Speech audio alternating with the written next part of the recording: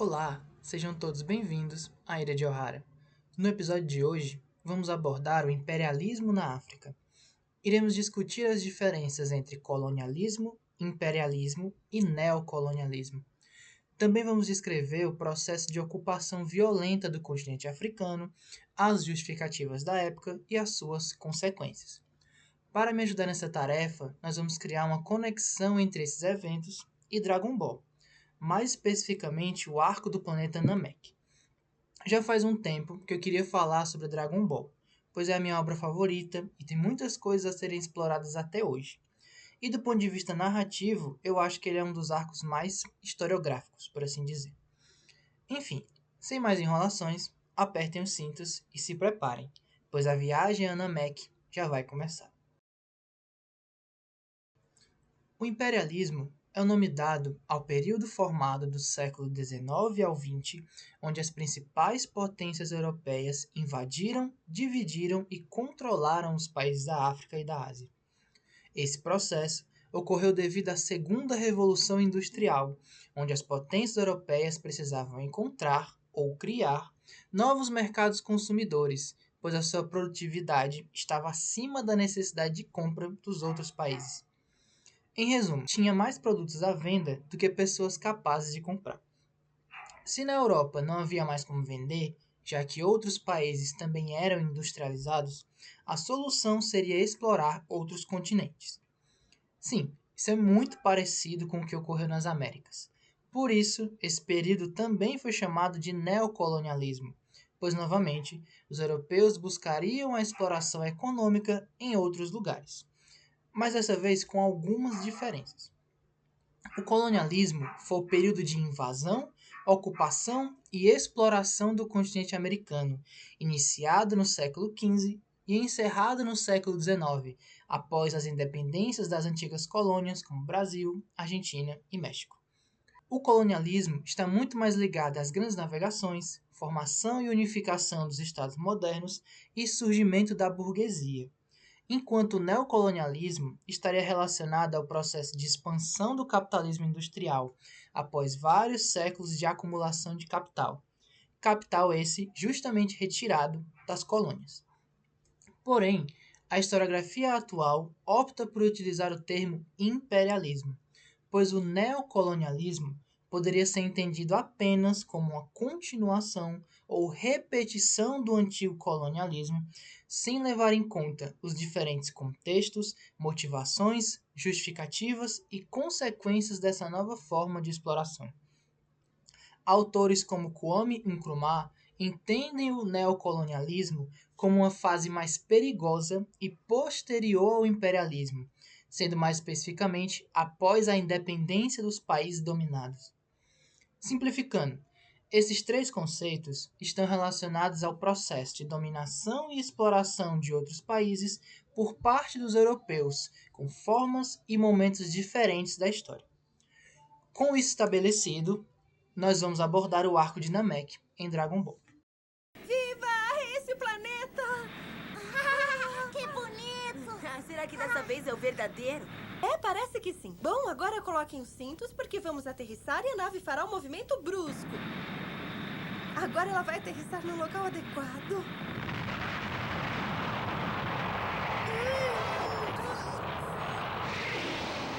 Ai, ai, ai.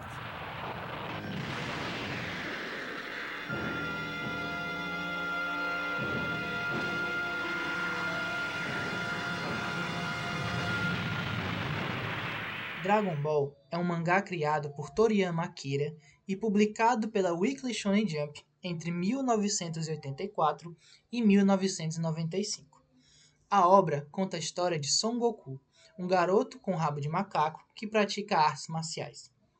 Sua aventura começa após ele conhecer Bulma, uma cientista genial que busca pelas lendárias 7 esferas do dragão que juntas concederiam qualquer desejo.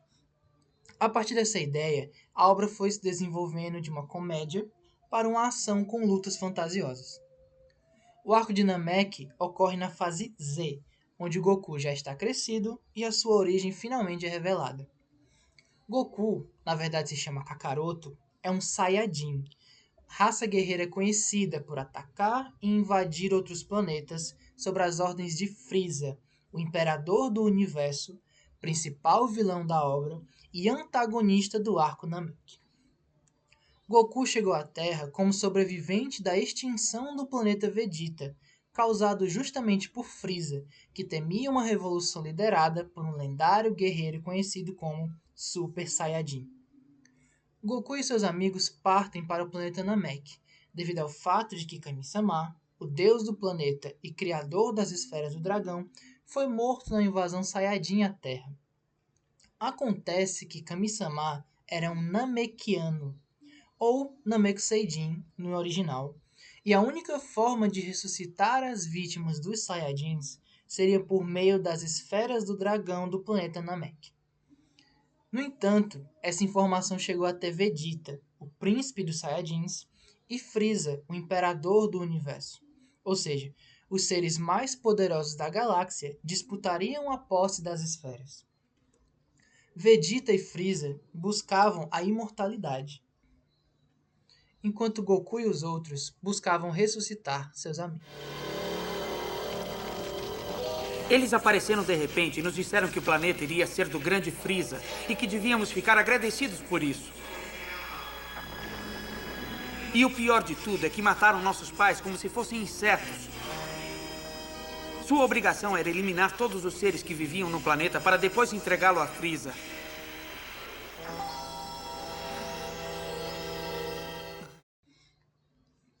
Voltando ao imperialismo, após séculos de riquezas acumuladas, a Europa estava passando por um processo de desenvolvimento tecnológico e produtivo muito elevado.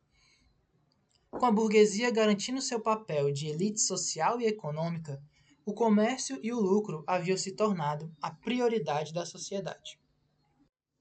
Porém, se os principais países da Europa estão produzindo, quem está comprando? Foi a partir de um pensamento assim que foi percebida a crise econômica que abalou a Europa. Não havia falta de materiais, produtos ou dinheiro. Pelo contrário, sobravam materiais que não se tornavam lucro. O que ocorreu foi um processo bem comum de protecionismo, onde o governo busca valorizar e priorizar produtos de origem nacional ao invés de importar materiais estrangeiros. Esse protecionismo foi consequência do nacionalismo, que é um conjunto de ideias onde os Estados-nações se consideravam superiores uns aos outros. Ou seja, em um mundo definido por produção de riquezas e lucros, as potências europeias concorriam pelo título de nação superior. Foi nesse contexto que os olhos dos europeus novamente voltaram-se para o mundo, dessa vez com algumas diferenças. Em primeiro lugar, os Estados Unidos pouco a pouco estavam se tornando uma grande potência mundial. A partir da sua doutrina Monroe, que já foi citada em um vídeo aqui sobre o Aldarmas, os estadunidenses não aceitaram a intervenção europeia em sua área de influência. Com isso, os europeus focaram em dominar a África e a Ásia. O continente africano já fazia parte da colonização do século XV, servindo de mão de obra escravizada para as colônias das Américas. Porém, naquele período, as potências europeias estavam reduzidas a postos comerciais na costa africana, onde recebiam os escravizados e as riquezas naturais dos próprios líderes africanos. Por volta de 1830, a França invade definitivamente a Argélia, depois a Tunísia. A Inglaterra ocupou o Egito, Nigéria e África do Sul. A Alemanha tomou Camarões e a Namíbia. Portugal dominou efetivamente Moçambique, Angola e Guiné-Bissau. Itália controlou partes da Eritreia e da Líbia. A Espanha ocupou Marrocos e a pouco falada Bélgica privatizou a República Democrática do Congo sob o reinado criminoso de Leopoldo II. Olha, essas casas parecem muito com a nave espacial em que viajamos. O que eles estão fazendo? Saiam rápido daí se não quiserem morrer. Saiam depressa.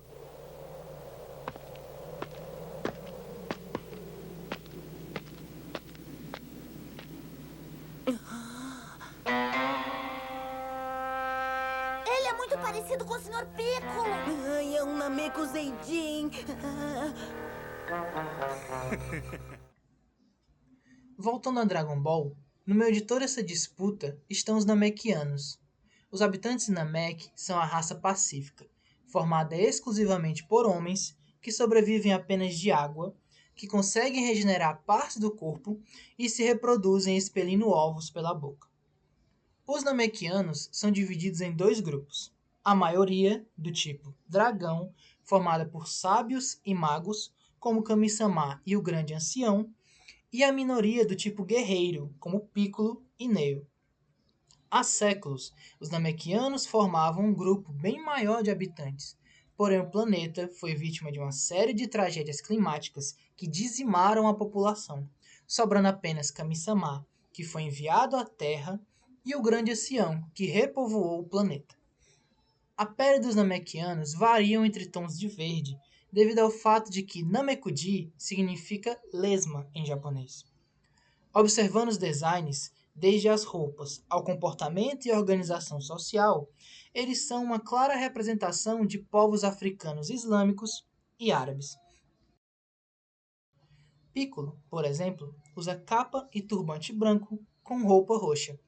Kami-sama se veste como um sacerdote e usam roupas que lembram habitantes de regiões desérticas, reforçadas pelo fato de que nunca anoitece no planeta Namek, pois ele é orbitado por 3 sóis que brilham ao longo do dia. Na comunidade Dragon Ball, há uma discussão sobre se Piccolo pode ser considerado um personagem negro, mesmo com a pele verde.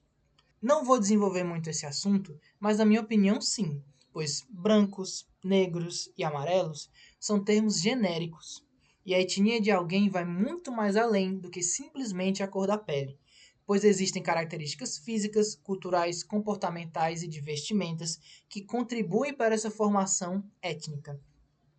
Mesmo que de forma não intencional, os elementos apresentados mostram como os Namekianos possuem características que os aproximam dos negros, principalmente dos africanos. Tive de cumprir a penosa necessidade de eliminá-la. Ao fazer isso, eles nos contaram muitas coisas. As 7 esferas do dragão foram criadas pelo ancião mais velho deste planeta. Cada uma delas é protegida por 7 anciãos. Em algumas datas, eles realizam certas provas que servem para comparar conhecimentos, força, discutir a justiça das causas reivindicadas e outras coisas mais. Se os anciãos julgarem que o pretendente tem valor, ele tem a oportunidade de obter as esferas do dragão, não é? Eu queria agir exatamente do modo como vocês mandam, mas desde o começo me recusaram as esferas. Foi por isso que tive que matá-los.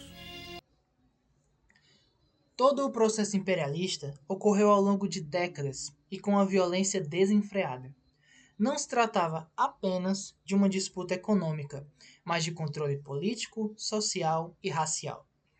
Havia uma série de justificativas para esse processo de exploração. Dentre elas, o darwinismo social, que seria um conjunto de ideias baseada na teoria da evolução das espécies de Charles Darwin, porém aplicadas às dinâmicas sociais humanas. Essa interpretação dita científica partia da ideia de que existiriam espécies humanas superiores e inferiores. Por isso, seria natural que a espécie superior dominasse a inferior por uma questão de sobrevivência. Além disso, as potências europeias entendiam que, por serem superiores, teriam a obrigação de civilizar as nações selvagens. Essa obrigação também foi conhecida como o fardo do homem branco, onde eles teriam a missão de trazer o cristianismo e a ordem social e econômica europeia para a África. A ocupação desenfreada do continente africano, a partir dessas justificativas, principalmente do nacionalismo, levou a uma série de tensões entre os próprios europeus pelas melhores regiões e mercados consumidores da África.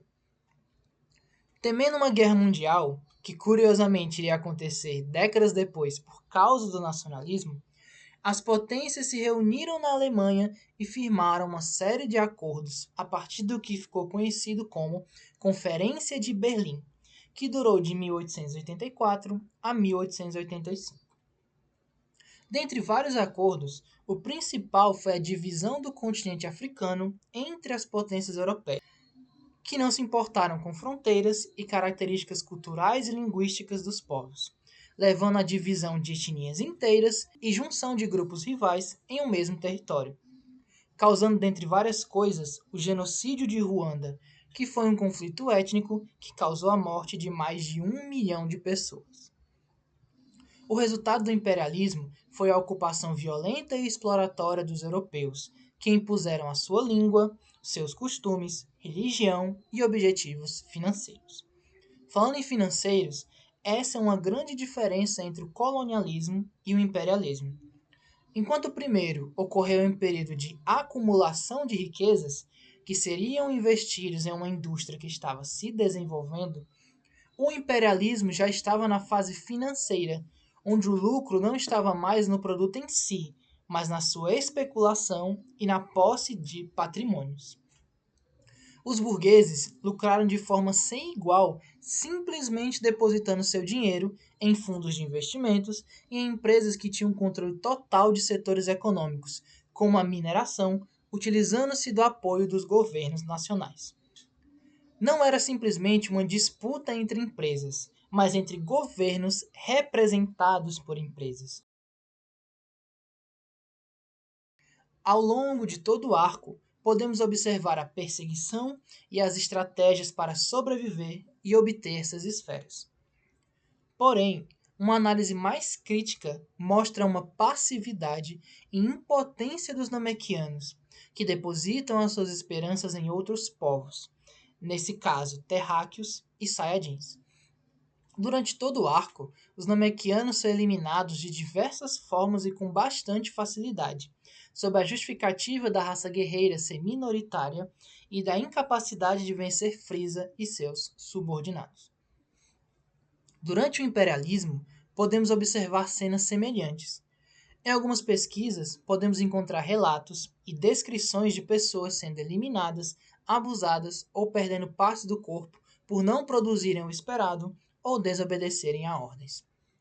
Os povos africanos, assim como os namequianos, enfrentaram grupos com tecnologias muito avançadas e sem a menor misericórdia, pois os consideravam inferiores. No caso dos africanos, podemos adicionar as rivalidades entre si, ou seja, a união e o sacrifício entre os namequianos não existia e não existe entre os africanos. As resistências, apesar de bravas, não foram capazes de deter a invasão e perca de milhões de vidas.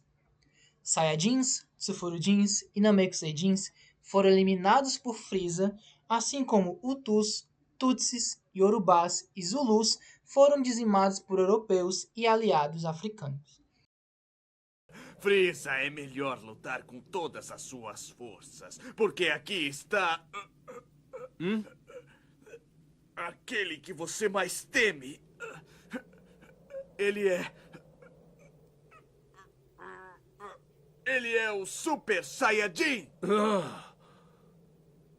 Sim. Ele é o guerreiro lendário mais forte do universo. O Super Saiyajin. Por favor, mate-o com suas mãos de Saiyajin.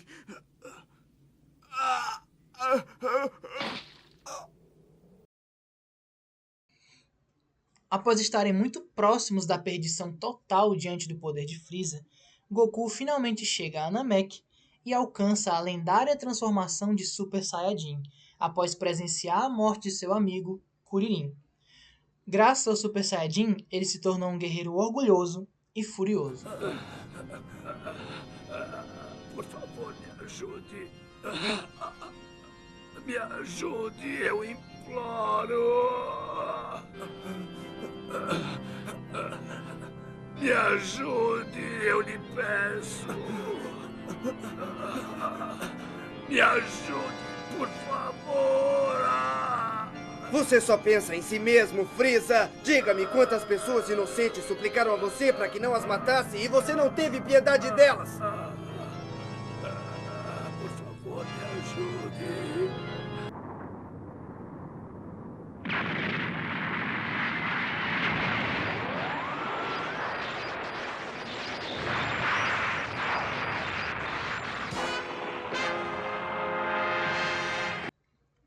Goku luta por si mesmo, pelo desafio das lutas, mas também para vingar os Saiyajins e Namekuseidins eliminados cruelmente por Freeza. No fim do arco, o planeta Namek foi destruído por Freeza, mas todas as vítimas que ali estavam foram transportadas para a Terra graças às esferas do dragão que ressuscitaram Kami-sama. Após um ano, os Namekianos foram levados a um novo planeta desabitado para transformá-lo na nova Namek. O interessante desse arco é que em pouquíssimos quadros a origem de Piccolo é explicada. No mundo de Dragon Ball, podemos observar tigres, dinossauros, gatos e porcos com aparências humanas. Mas Piccolo, mesmo com traços humanos, se recusa a ir com os outros Namekianos, pois segundo ele, perderia toda a diversão da Terra, mostrando que, independentemente da raça, é o espírito guerreiro que liga os principais personagens de Dragon Ball. Por favor, mantenha. Grande patriarca! A paz que existe entre os Namekuseidins. Grande patriarca!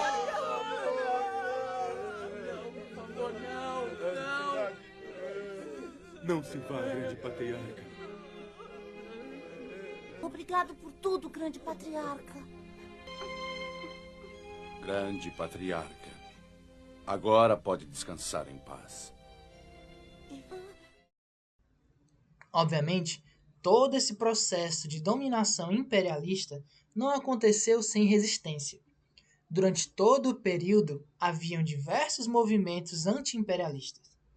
Países como Angola, Senegal e Argélia formaram grupos de libertação nacional que levaram anos de luta até conquistarem as suas independências. Devido à diversidade da África, cada país possui trajetórias e características próprias em suas independências. Por exemplo, a África é composta por países de maioria islâmica, outros de maioria cristã, além das religiões originárias. Mesmo após décadas de emancipação, os países da África ainda sofrem com pobreza, fome, guerras civis, corrupção e dependência econômica das potências europeias. Isso causa, dentre várias coisas, as crises migratórias, a xenofobia, o desrespeito aos direitos humanos e a desigualdade entre as nações. O neocolonialismo, proposto por Kwame Nkrumah e com algumas contribuições de Frantz Fanon, buscam demonstrar as consequências e permanências da tragédia que foi e continua sendo o imperialismo. Mesmo separados, os africanos ainda sofrem com influência europeia por meio da língua, dos costumes, das oportunidades de emprego, dos empréstimos disfarçados de ajuda humanitária, da permanência de bases militares e da interferência política em suas antigas colônias. Atualmente, para haver a dominação de um país sobre o outro, não é necessária uma invasão militar, mas uma alienação completa que faça um indivíduo não se reconhecer em lugar nenhum, nem mesmo em sua terra natal. É isso. Muito obrigado a todos que ficaram até o fim. Espero que tenham entendido o que tentei fazer. Deixem nos comentários dúvidas, sugestões e críticas. Vou deixar as referências na descrição do vídeo. Eu vou ficando por aqui. Até a próxima.